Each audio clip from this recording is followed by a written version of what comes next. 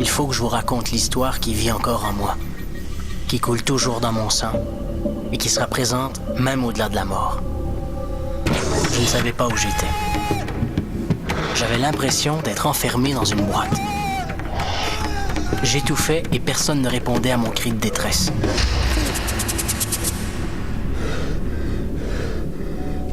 Certains rêves sont plus vrais que nature et laissent une impression de déjà-vu.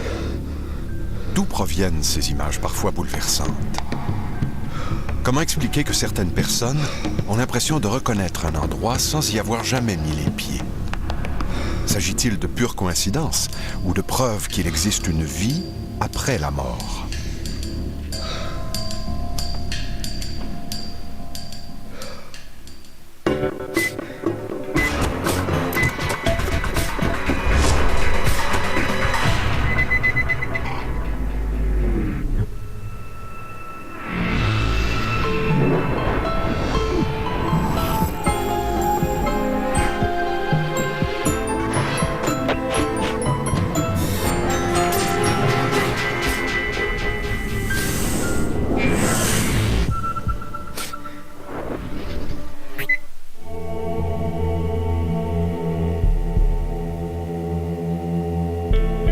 La croyance en une vie après la mort est aussi vieille que la plus ancienne des religions. Le passage sur cette terre est considéré par des millions de personnes comme une étape dans l'évolution de chaque individu.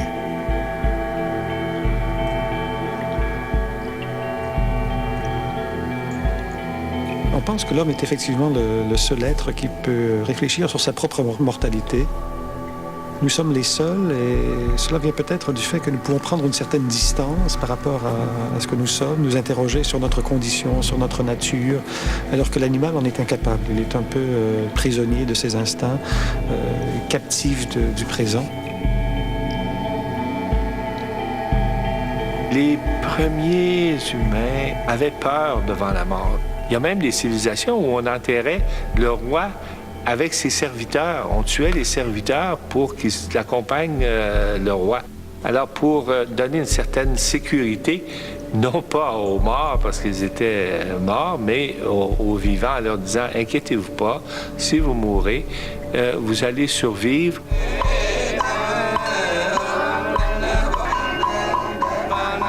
Chez les bouddhistes, on croit beaucoup à la réincarnation. Réincarnation, c'est aussi qu'on regarde la vie des gens aujourd'hui. C'est pour nous, ça nous dit que comment ça allait, sa vie précédente. Dans le bouddhiste, on est très conscient qu'il faut rembourser la dette de la vie précédente.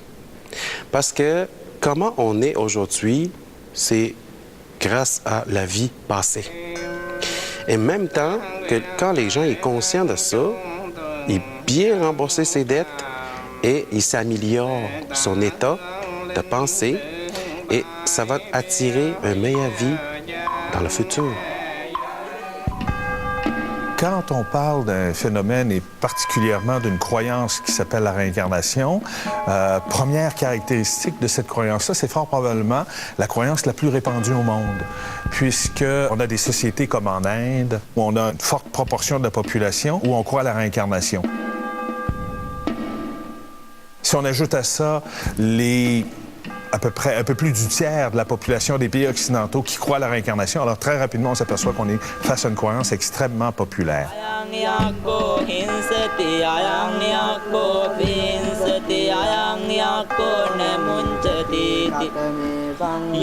J'ai accompagné très souvent des gens qui ont été dans des vies antérieures. Automatiquement, le corps, c'est jamais moi ou la personne qui décide. Si je sais que je fais respirer une Nathalie, puis que la personne est devant moi, puis tout d'un coup, elle s'appelle André, puis qu'elle est un homme, je sais tout de suite qu'elle est dans une vie antérieure. Je l'accompagne dans ça. Je veux la faire vivre l'expérience du traumatisme qui vient d'une autre vie, qu'elle porte en elle dans ses mémoires. Dans le monde oriental, lorsque nous revivons, si vous voulez, après la mort, nous vivons notre essence. Ce qui est intéressant, c'est la mort est la délivrance de l'essence qui était enfermée dans un corps, de la nature de la conscience. de ce qu'on appelle l'Atman. L'Atman, toujours libre. Si on regarde donc la religion catholique qui bâtit par décret dans le monde occidental le monde de l'au-delà, elle va créer à partir de ce monde-là des attentes, c'est-à-dire il va y avoir 3 lieux qu'on appelle le paradis. C'est réservé bien sûr à l'aristocratie. Il y a évidemment le purgatoire réservé aux bourgeois qui vont donc payer des impôts pour pouvoir aller ensuite au paradis, avoir la rédemption. Et il y a l'enfer, ça c'est vraiment pour les pauvres des pauvres.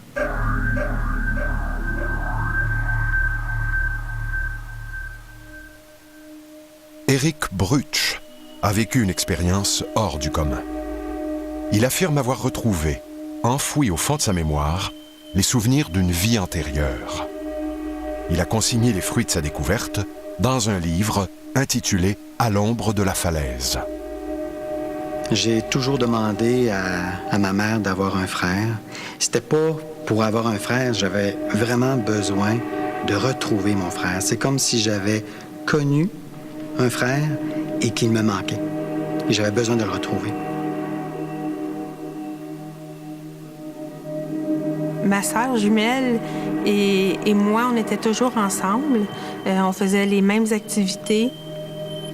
Le fait que j'aie une sœur jumelle a joué beaucoup sur la pensée qu'on a eue par rapport à Éric, parce qu'Éric demandait toujours d'avoir un frère. Il voulait toujours avoir un frère, il se sentait toujours tout seul. On reliait le sentiment qu'il avait de vouloir un autre frère au fait que nous, on était 2, comme si lui voulait être 2 aussi.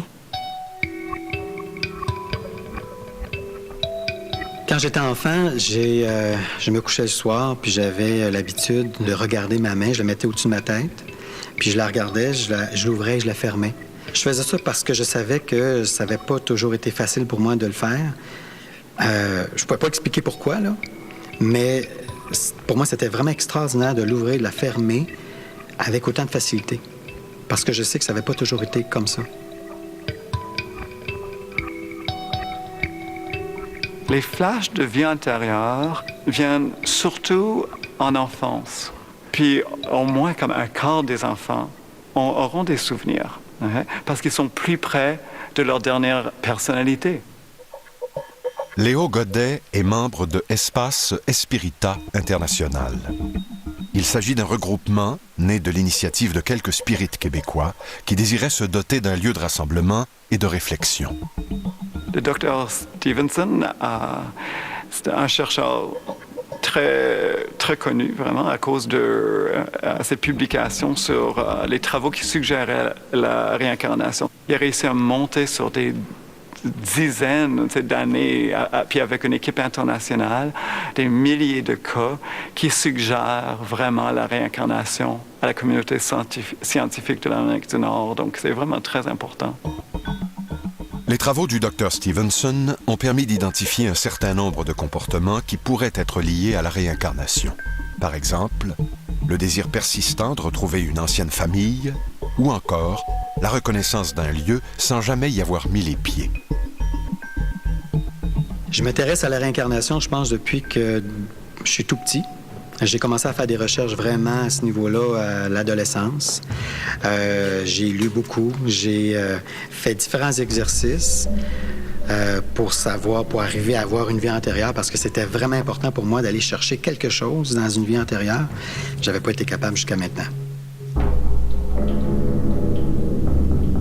Quand j'étais ado, je me souviens plus vraiment quel âge, mais j'ai vu un film qui pour moi, là, ça expliquait beaucoup de choses. C'était un frère, un jeune garçon qui avait un frère plus vieux que lui et qui est décédé. Le petit gars trouvait ça très difficile, et moi-même, quand j'ai vu le film, j'ai trouvé ça extrêmement difficile. Pas comme un spectateur aurait pu le regarder normalement, mais j'avais vraiment l'impression d'avoir vécu cette situation-là.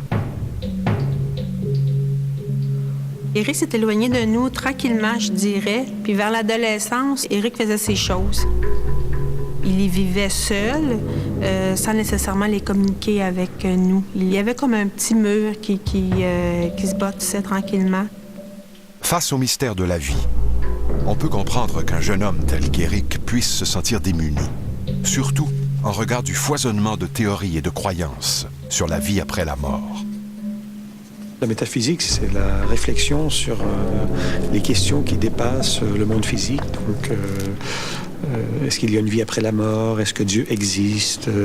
C'est la réflexion sur les premiers principes du monde. C'est une connaissance qui se fonde sur la réflexion, la spéculation humaine. Que peut-on savoir sur ces questions qui outrepassent le monde physique? Donc, il n'y a pas de réponse facile, mais ce sont quand même des questions qui se posent et auxquelles les grands penseurs ont réfléchi.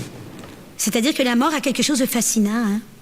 Et c'est pas pour rien qu'il y a tellement de jeunes qui se suicident. C'est parce que c'est fascinant, c'est la dernière limite. Et en même temps, ça nous effraie. Aujourd'hui, il ne suffit plus d'expliquer nos motivations, nos blocages, nos angoisses par la psychologie traditionnelle. Il semble qu'il faille en chercher l'explication dans des vies antérieures.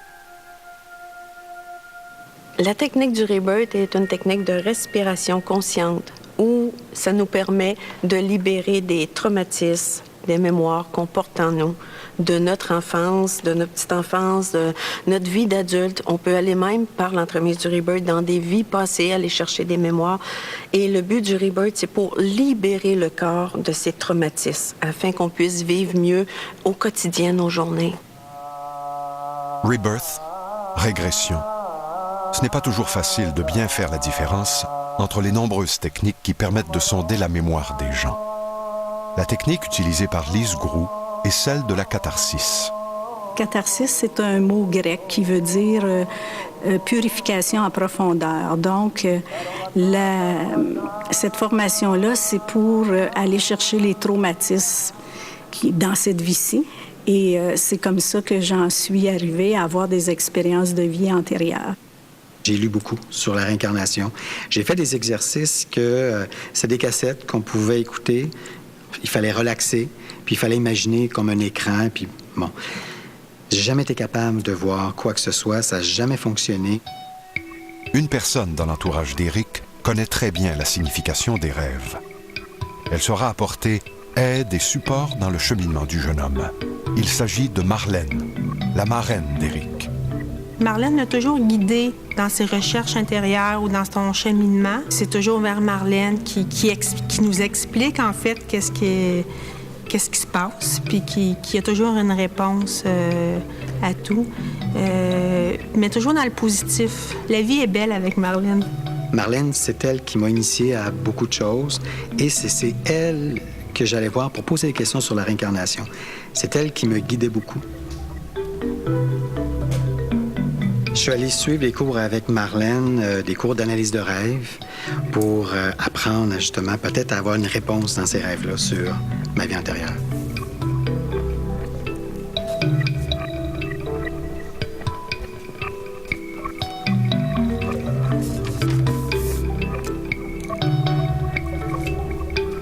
Lorsqu'on regarde la question de la perception de la vie après la mort, il y a différents modèles qui se mettent en place. Le premier modèle qu'on pourrait dégager, c'est le modèle, disons, appelons-le traditionnel, où on a la profonde conviction qu'il existe une vie après la mort, mais qui est en continuité avec notre vie ici sur la Terre. Deuxième modèle, c'est un modèle où, là, on est plus dans les religions, par exemple, indiennes. Il y a un aspect plus individuel, c'est-à-dire que je vais vivre un autre type d'expérience par la suite en fonction de ce que j'ai fait dans ma vie actuelle.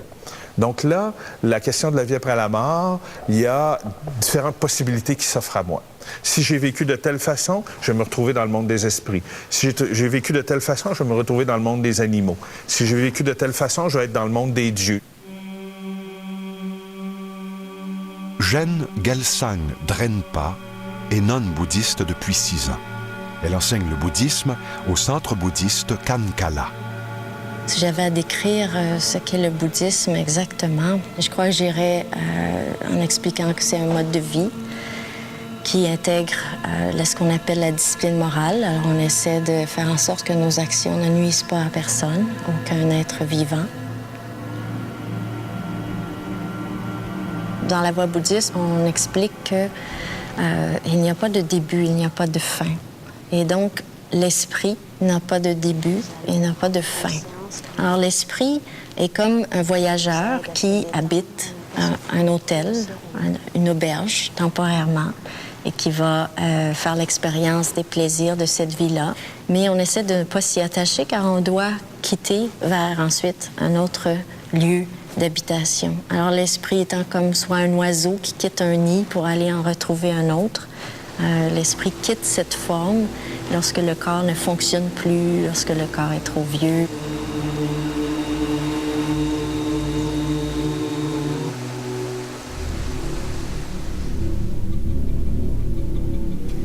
Il y a un rêve que je faisais qui était difficile à comprendre, que j'arrivais pas à analyser comme tel. C'était un rêve où j'étais dans un coffre de bois.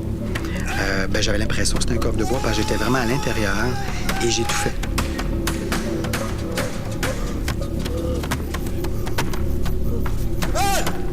J'étouffais vraiment et je me réveillais en sursaut. C'était vraiment un cauchemar pour moi. Ça ressemblait pratiquement à une tombe parce que c'était vraiment très étroit, j'étouffais. C'était noir. Alors j'étais sûr que ça pouvait ressembler à une tombe, effectivement.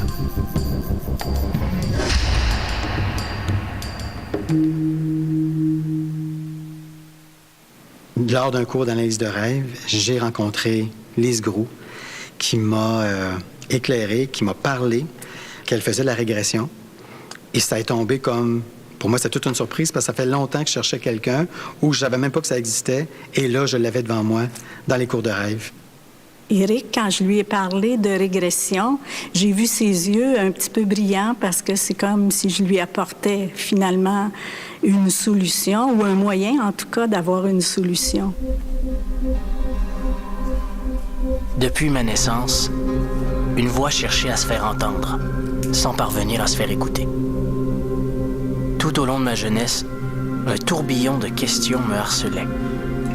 Et je ne trouvais pas les réponses dont j'avais tant besoin. Dans sa quête de la vérité, Éric ne s'économise pas. Il déploie de nombreux efforts et s'investit complètement. Mais jusqu'où Éric est-il prêt à aller pour trouver les réponses aux questions qu'il tourmente?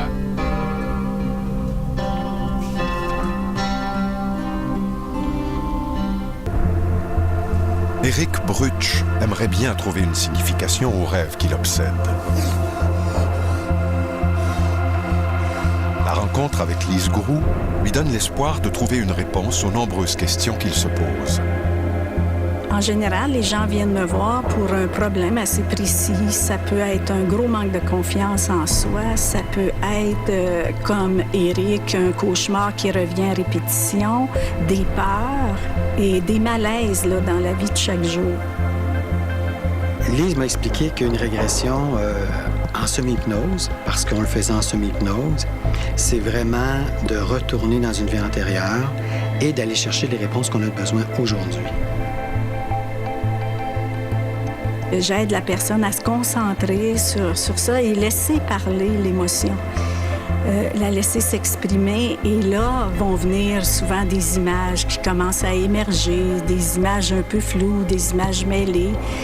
Mais finalement, on finit par refaire un scénario finalement. Voyant que je pouvais lui faire confiance, je lui ai parlé de mes peurs et raconté l'un de mes rêves. Elle avait compris.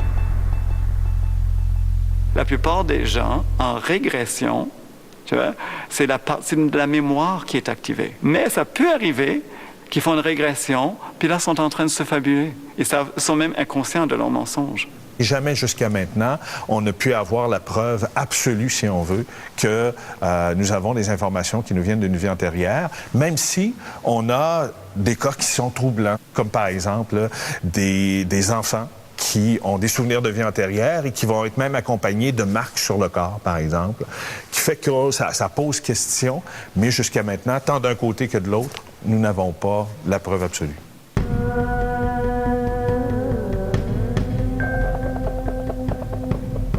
Personnellement, ça m'est jamais arrivé d'avoir des rappels de vie passée, soit dans mes pratiques, ou en étant dans un état d'éveil. Par contre, des pratiquants autour de moi, surtout lors de retraites de purification, ont quelquefois eu vraiment des mémoires très, très vives de ce qu'ils étaient dans une vie passée. Et même un des pratiquants de ma tradition spirituelle s'est souvenu, par exemple, de la langue tibétaine, alors qu'il ne l'avait jamais appris. À travers la méditation, on peut excéder la vie antérieure. Même, si je veux vous dire, la vie future aussi. Mais c'est pas nécessairement tout le monde qui peut faire ça. Ça prend un exercice, une habitude, et aussi capable de laisser aller. Dans la méditation, j'ai retracé plusieurs vies antérieures. Et il y a des vécus en Chine. J'étais chinois, un moine. Et même j'ai été pompier dans le monde occidental. Pour moi, le grand spécialiste de la réincarnation était le docteur Hernani Andrade. Parce qu'il a vraiment étudié à fond. Puis c'est le seul chercheur qui a vraiment monté un modèle comme du corps et de l'esprit qui pourrait expliquer comment on pourrait s'incarner. Il essaie d'expliquer comment est-ce qu'un être comme nous, avec des composantes en 3 dimensions et en 4 dimensions, comment est-ce que ça pourrait marcher? Donc, c'est intéressant parce que dans ces composantes, en 4 dimensions, on peut emmagasiner toutes nos leçons, tout ce qu'on a appris, toutes nos expériences cognitives, tout ce qui est intellectuel, tout ce qui est spirituel, moral, ça reste avec nous. Donc, chaque fois qu'on démarre une nouvelle personnalité, une nouvelle incarnation, on arrive avec ce bagage. Donc, c'est intéressant. Quand j'ai décidé de faire la séance avec Éric, j'avais aucune idée des résultats, sauf que je sentais et je voyais qu'il était prêt. Je te demande d'abord de te détendre. Je lui suggère de prendre ses mains. Pour moi, c'est un support, donc on est face à face et j'amène la personne à respirer pour faire une ouverture de conscience et après, de laisser émerger tout ce qui lui vient à l'esprit, des images, ou des émotions, ou des réflexions, ou des souvenirs. Quand on a commencé à faire la régression, puis j'ai commencé à me calmer réellement pour rentrer dans la régression, j'ai commencé à avoir un mal de bras. Un mal de bras qui était tellement intense que j'étais sûr que le bras était brisé. Et j'avais beau expliquer à Lise que j'ai mal à mon bras, puis Lise me disait tout le temps « Concentre-toi, c'est ton subconscient qui veut te parler. » Mais moi, là, j'étais sûr que mon bras était brisé. J'avais tellement mal, j'étais sûr que si j'ouvrais les yeux, mon bras était pour être bleu, puis en morceaux. J'ai rarement eu une douleur aussi intense.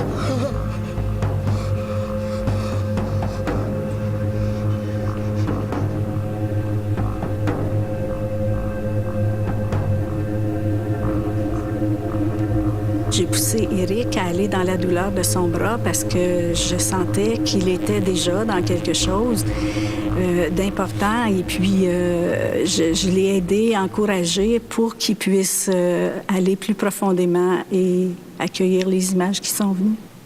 Pendant la régression, quand j'ai commencé à sentir qu'on rentrait vraiment dans l'histoire ou dans quelque chose qui venait vraiment me chercher, je disais à Lise que je veux pas aller plus loin, je veux pas en savoir plus, que c'est une histoire qui est terminée. Et Lise m'encourageait à continuer parce qu'elle me disait « T'es ici pour faire un travail, on va aller jusqu'au bout, je suis là pour t'accompagner ». On aurait dit que j'avais compris là, que je rentrais dans quelque chose de trop difficile et je savais quoi, sans nécessairement connaître quoi exactement. Une falaise. Je vois une falaise avec 2 personnes. Il y a une personne en chaise roulante et une autre derrière elle. Une femme. Je ne voyais plus la scène à distance. J'étais maintenant à l'intérieur de l'action. Je respirais difficilement. Tout allait si vite. Les premières images que j'ai vues, c'était un homme qui était dans une chaise roulante. Et à un moment donné, quand j'étais vraiment comme spectateur, où j'étais plutôt loin, comme sur une autre rive, j'ai vu l'homme qui a tombé en bas et qui longeait la falaise.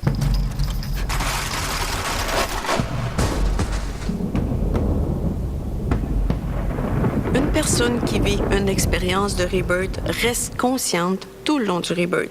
Il y a de l'interaction entre moi et la personne qui respire tout le long du rebirth.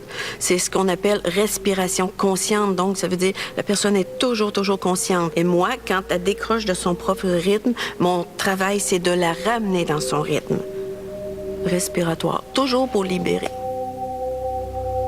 La libération pour Éric Brutsch, c'est de comprendre ce que veulent dire toutes ces images qui jaillissent dans son esprit. Les images que je voyais venaient énormément me chercher et j'ai commencé à paniquer, à pleurer. C'était extrêmement difficile. J'ai comme même de la difficulté à exprimer à quel point que c'était dur de voir ces images-là.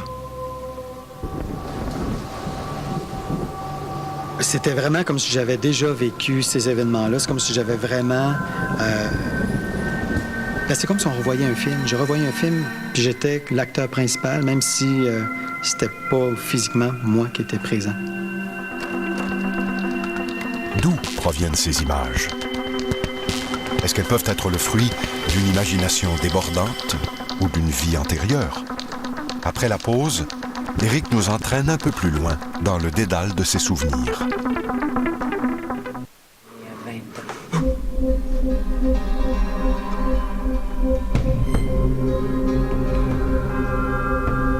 La séance de régression d'Éric Brutsch a duré quelques heures. Assez longtemps pour que toutes les images d'une vie lui reviennent en mémoire. Dans ma vie antérieure, ce que j'ai vu, je m'attendais pas du tout à ça parce que les gens disaient que probablement que je me verrais en soutane, en curé, parce que j'aime tout ce qui est âme, tout ce qui est esprit. Et j'ai vu quelque chose qui est venu me chercher énormément. J'étais handicapé. J'étais dans une chaise roulante. Le nom que je portais dans cette vie-là, c'était Norman. Et ça a été une vie extrêmement difficile parce que à cette époque-là, dès qu'une personne était différente, on s'en occupait très peu.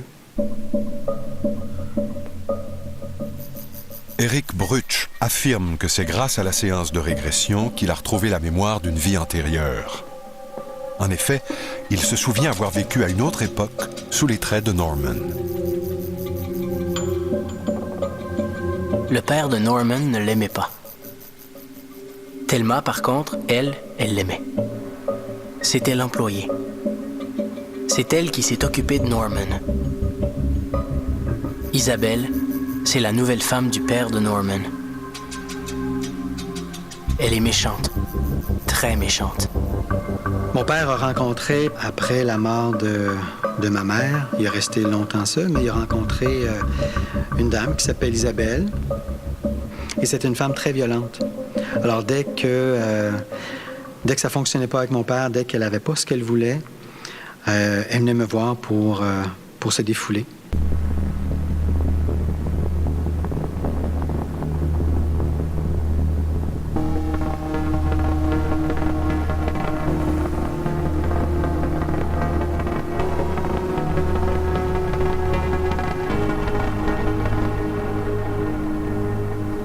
La première personne qui a pu donner de l'amour à Norman, c'était Thelma.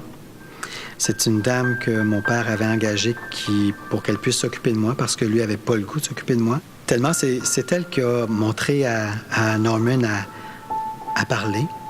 C'est elle qui s'en occupait énormément. Elle chantait tout le temps, elle était toujours de bonne humeur. Ce qui fait que Norman était tout le temps heureux de la voir. Par la suite, il y a David qui est rentré dans la vie de Norman. Ça a été comme un peu le protecteur. Il a été témoin assez régulièrement de violence de la part d'Isabelle vis-à-vis Norman, et c'était pour lui inacceptable. Alors, il a comme décidé de prendre le rôle de protecteur et de s'occuper de son petit frère.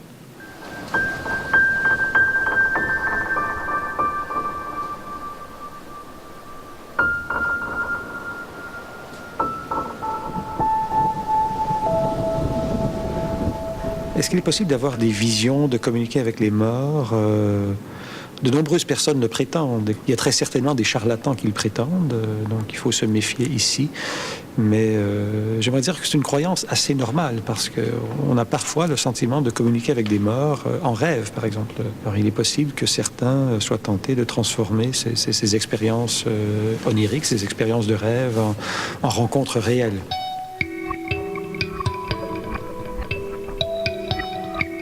Nous sommes des êtres spirituels. La preuve, c'est que lorsque l'élément spirituel quitte le corps, on dit « il nous a quittés ». Il nous a quittés, elle nous a quittés, il est parti. Qu'est-ce qui est parti? C'est la dimension spirituelle. Donc la dimension spirituelle, elle est constamment en nous. Elle nous habite et nous l'habitons. Et il y a des communications. Mais le seul problème, c'est que nous ne sommes pas à l'écoute. Patrick Bernard a vécu des expériences qui ont forgé et confirmé sa croyance en la réincarnation. Lors d'un voyage en Inde, il est confronté à une puissante et troublante impression de déjà-vu. C'est-à-dire que quand je suis arrivé dans certains endroits en Inde, étrangement, je les connaissais déjà. Je connaissais les rues, les ruelles, et c'était des tout petits villages sur le bord du Gange. Et je me dirigeais comme si j'étais passé là l'an dernier ou la semaine dernière. Je connaissais vraiment l'endroit. Je connaissais pratiquement les noms des différentes personnes, des différentes familles, des maisons, des ashrams, c'est-à-dire des monastères. Donc j'en ai déduit que j'avais dû avoir une vie très récente dans ces pays-là. En tout cas en Inde, c'est sûr.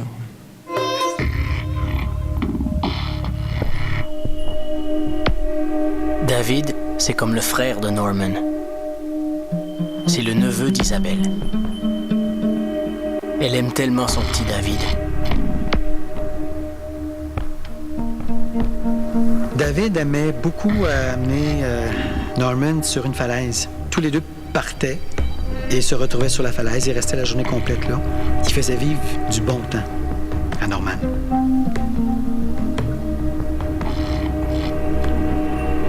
David a rencontré une jeune fille. Tous les deux étaient très, très amoureux. Et Maggie a été un peu comme David. Elle voulait comme prendre soin de Norman. Elle acceptait que Norman était dans la vie de David et c'était bien comme ça. Elle voulait rien changer à ça, au contraire. Les souvenirs d'Éric sont étonnamment nombreux et précis. Est-ce le cas pour tous ceux qui disent avoir accès aux souvenirs d'une vie antérieure?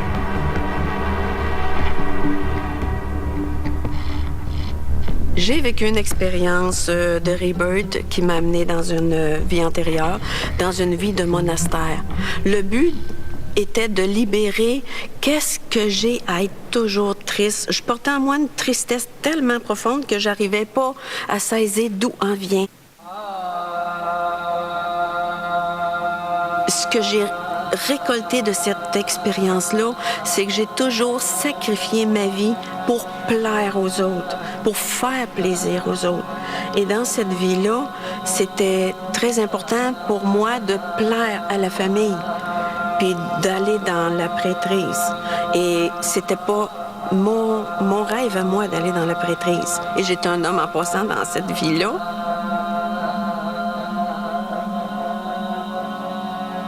Qu'est-ce que je fais ici à m'ennuyer comme ça, puis tout ça juste pour plaire à mes parents?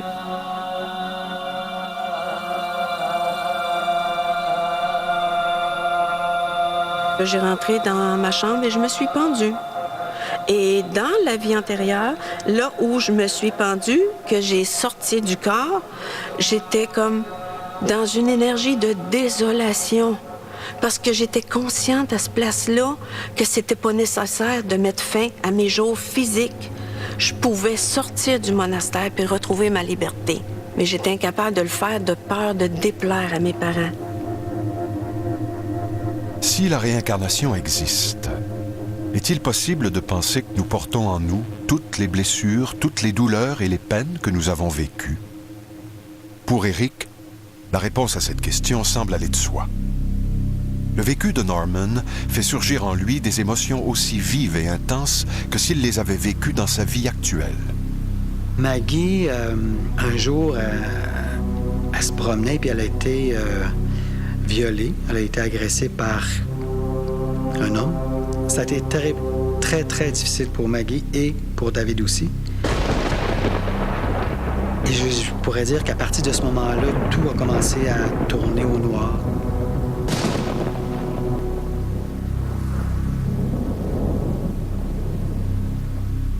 Maggie est allée sur la falaise et a décidé de se jeter en bas pour mettre un terme à ce qu'elle vivait. À un moment donné, David, il s'est battu dans un bar et ça a mal tourné. Il est décédé. Et moi, je le savais pas. Je sais qu'Isabelle le savait, tout le monde le savait, sauf moi. Et je l'ai appris par Isabelle, qui, dans sa colère, qui me l'a annoncé, tout ça. David est mort. Norman est seul maintenant. Isabelle lui en veut. Elle lui a cassé le bras. Norman en a assez de cette vie. Il veut mourir. Les premières images en début de régression, je voyais un homme qui était sur une chaise roulante.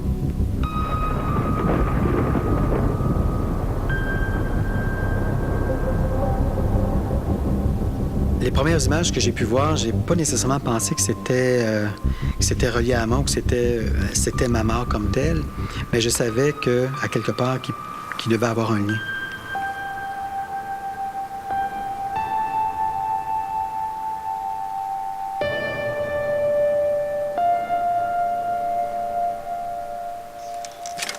L'expérience vécue par Eric Brutsch est étonnante et troublante à la fois. Elle soulève bien des questions. Nous verrons de quelle façon cette expérience s'est avérée positive pour Eric.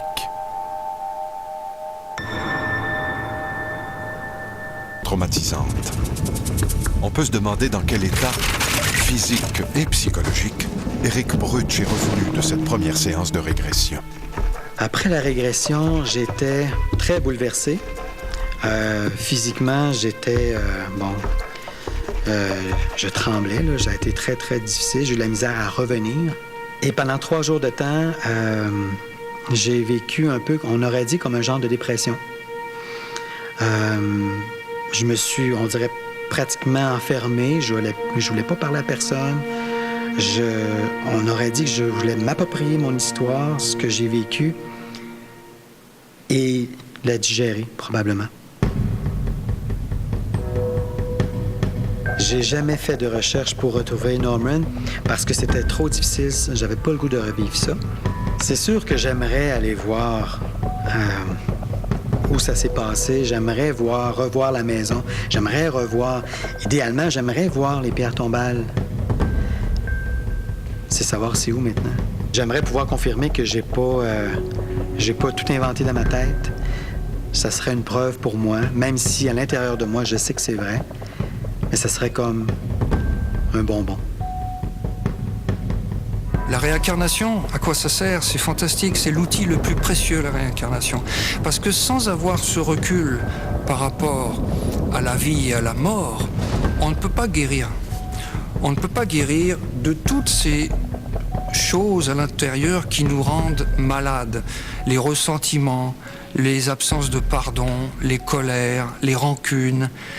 La réincarnation nous aide à guérir parce que lorsqu'on prend du recul par rapport à tout ça, eh bien, tous les problèmes sont dédramatisés, ils deviennent presque insignifiants. Ça nous fait beaucoup de bien, ça nous guérit, ça nous soigne. Alors c'est dans cette dimension-là que la réincarnation est fort utile.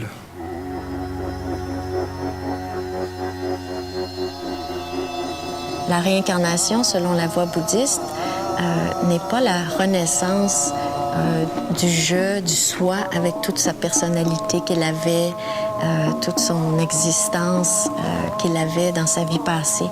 Mais c'est plutôt la continuité de qui nous étions.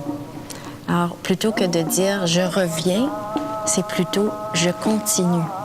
Et tout ce que j'ai entamé, comme action va demeurer en potentialité dans le continuum de mon esprit et cette continuité va m'amener à une nouvelle personne.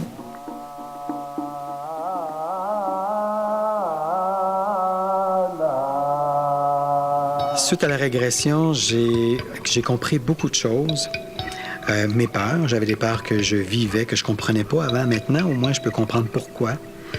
Ça change notre façon de voir la vie et aussi peut-être d'apprendre à pardonner, à passer par-dessus certaines choses et à vivre le plus de choses qu'on peut vivre. Je suis certain d'avoir retrouvé David aujourd'hui. Il se nomme Yves. Pour moi, c'est mon frère. Et même quand je le présente comme étant mon frère. Il fait la même chose. C'est tellement, pour moi, vrai que pour moi, c'est comme David. Je peux pas faire de différence entre les deux. J'ai décidé d'écrire mon histoire en fonction de pouvoir garder la vie de Norman, même si elle est en moi, là, mais quand même garder quelque chose de ce côté-là. Le fait de lire le livre d'Éric m'a fait comprendre un petit peu plus Éric. Dans le livre, on peut comprendre d'où vient sa volonté si forte de vouloir un frère. C'est pas le fait que j'aille une sœur puis qu'on soit si proche.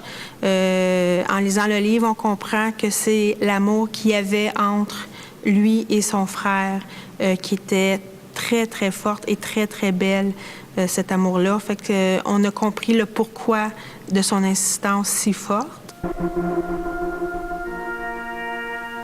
Ce qui était angoissant autrefois, c'était de savoir si on allait être damné ou non. Est-ce qu'on allait être condamné à l'enfer ou est-ce qu'on allait avoir accès au paradis donc pour le restant de ses jours. Donc c'était une source de réelle angoisse parce que il y allait après tout de toute l'éternité, c'est-à-dire passer son éternité en enfer ou au ciel. C'était là la source de l'angoisse. Alors qu'aujourd'hui, l'angoisse s'est un peu déplacée. C'est l'angoisse qui porte sur la question de savoir s'il y a ou non une vie après la mort. C'est une certitude qu'il y a une continuité et qu'il y a une vie possible après la dissolution du corps. Si vous prenez toutes les révélations du monde, le Coran, la Torah hébraïque, la Bible judéo-chrétienne et toutes les autres traditions, vous avez un miracle d'universalité parce que toutes ces écritures-là stipulent bien qu'il y a une continuité de l'élément vital au-delà de la dissolution du corps. Et ça, c'est une bonne nouvelle. Beaucoup de gens croient à la réincarnation. Et quand on les interroge, mais pour eux, la réincarnation, c'est vraiment, ben voilà, je meurs et je reviens. Ce n'est pas le moi avec la personnalité qui renaît. C'est le contraire. C'est vraiment quelque chose qui est dépouillé de la personnalité. C'est l'essence qui va continuer à faire son pèlerinage jusqu'à une autre mort.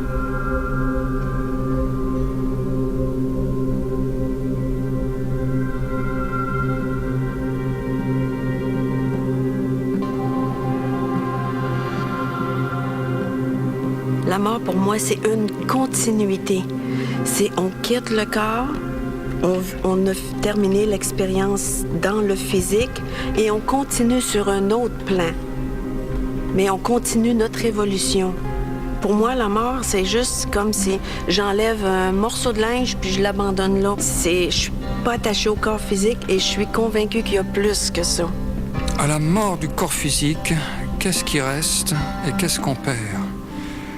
En fait, on perd le corps.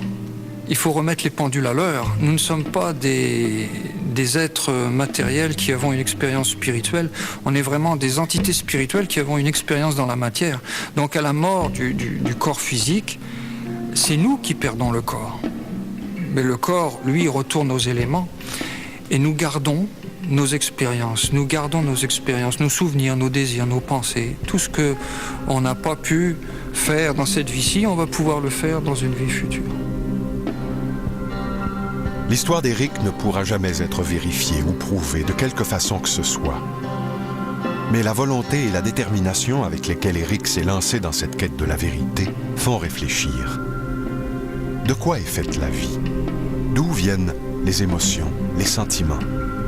Qu'est-ce qui fait que nous sommes si semblables et si différents à la fois? La réponse à ces questions réside en chacun de nous et c'est à chacun de nous de la trouver.